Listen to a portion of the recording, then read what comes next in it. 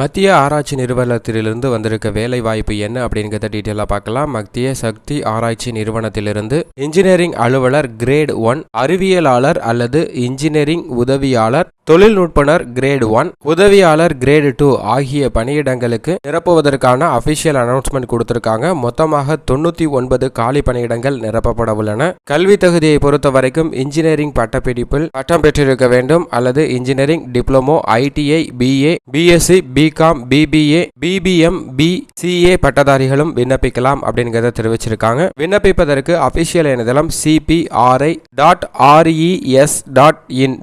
என்ற இணையதளத்தில் விண்ணப்பிக்கலாம். விண்ணப்பிப்பதற்கு கடைசி நாள் வரும் 14ஆம் தேதி. வயது வரம்பை பொறுத்த வரைக்கும் 28, 30, 35 வயதிற்கு உட்பட்டவர்கள் விண்ணப்பிக்கலாம். விண்ணப்ப கட்டணத்தை பொறுத்த வரைக்கும் இன்ஜினியரிங் அலுவலர் கிரேட் 1, இன்ஜினியரிங் உதவியாளர் பணிகளுக்கு ரூபாய் 1000, உதவியாளர் கிரேட் 2 பணிகளுக்கு ரூபாய் 500 விண்ணப்ப கட்டணமாக செலுத்த வேண்டும். SC, SC மாற்றுத்திறனாளிகள், முன்னாள் ராணுவத்தினர் மற்றும் பெண்களுக்கு விண்ணப்ப கட்டணம் கிடையாது.